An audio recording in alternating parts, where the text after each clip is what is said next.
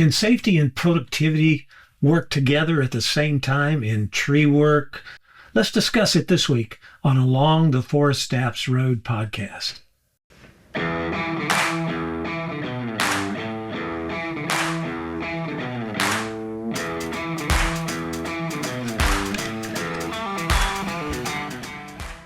Hi, I'm Tim Hart, and welcome to this edition of Along the ForestApps Road podcast.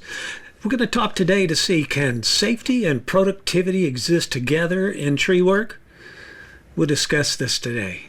Videos on YouTube focus on ground placement and the cut specific. In other words, everybody talks about technique this, technique that, with very little explanation of how they got to choosing that particular notch or notch direction, nor even the back cut technique that they use. If you're watching the video, you focus on the shown techniques, not how the operator arrived at them.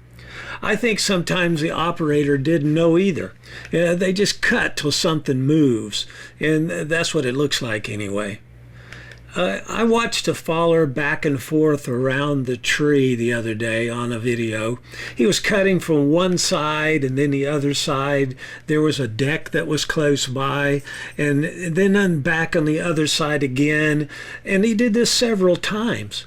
I got to thinking, why did they do this? In other words, my opinion is they're not sure of their plan. They're wondering what's going to happen next. And as a viewer, we interpret success as it comes from the cuts that's made. In other words, the tree went to the right location, and all of this happened as somewhat you thought it would. And then they are copying or learning from this type of video, and sometimes that can lead to a dangerous operation. You see, especially if they have limited experience in felling and saw operations. Someone trying to learn a proper way to do something, and they watch this video, not really understanding what that professional's plan was. So how do we gain speed and maintain safety? We do it by planning. And everyone plans at some rate or fashion for sure. If you don't hear the plan, you really don't know if the technique worked or how productive the process was. How much time was wasted? How dangerous was the situation? And sometimes on video, cut and paste can make it look like everything was going great. But then all of a sudden, if you knew the real picture, it didn't go quite as planned. Well, there is a simple 5-step plan we use to assist in picking a location to place the tree and completing the task safely and productively. Simply, this place must be wide enough and long enough for the tree without hazards and obstacles. Step 1, safety checking for hazards and obstacles. And there's a long list of things to think through. Deadwood, intertwined limbs, hanging limbs, loose bark, unstable roots, rotted base on the tree, hollows, insects, vines, steep or slippery terrain, holes in the ground and tripping hazards, power lines, fences, structures, wet areas, people and pets.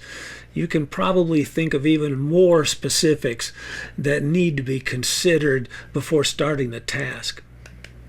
And then we look to see what the tree lean is. And that's really not lean, it's actually leans. This determines tree placement and the tools needed and the saw cuts to be used. Both leans are observed and placed in the plan relevant to the location of the hinge. In other words, the hinge position and what that hinge is expected to do is actually pressurized, I guess you would say, by the lean situation of the tree. Side lean, as it relates to the selected target area, we plumb that from the center of the canopy in line with the target area. If the line falls to the left of the center of the stump, it has a left side lean. And true is the same right of center. Note how much side lean is present to apply in your plan.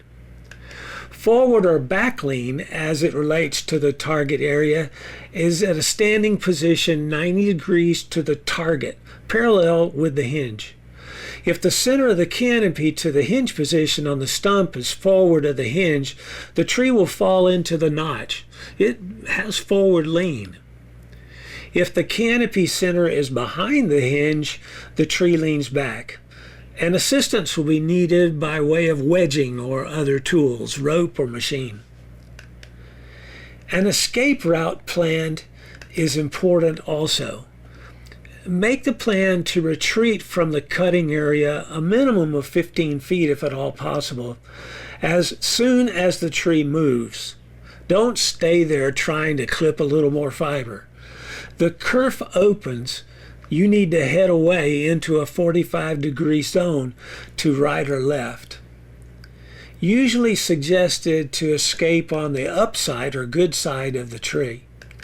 Look up quickly for falling debris all around the tree and in the adjacent area around for all directions. Struck bys are a major cause of worker injury and death. The hinge to maintain control. Plan hinge wood to be 80% of the diameter breast height in length and 10% of the diameter breast height in width. In other words, how thick it is. The width stays connected to the tree as it falls, breaking the hinge fiber from back to front of the hinge. The length holds side weight and maintains steering as it stays attached to the stump. A longer hinge length, like a mounted door hinge, resists the tree breaking off into its side weight lean. The notch allows the hinge to maintain control until it closes. 70 degrees or more in the notch opening will allow the tree's hinge to control until the weight is dedicated to the target area on the ground. Then the back cut releases the tree. It can be made from the back of the tree stump to the hinge wood. It can also be made with a bore or plunge cut establishing the hinge wood and removing all the fiber behind the hinge to release the tree to fall. Heavier forward leans can be held from falling utilizing a bore cut until release with the backstrap. Larger trees can be cut with multiple back cuts without rushing from bad side to good side. A half or more of the tree stump diameter at a time can be taken off.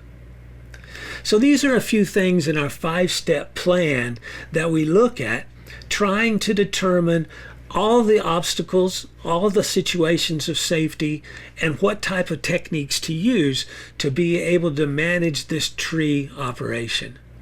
So this is Tim Hard, wishing you good sawing. We hope to see you along the ForestApps road in the future.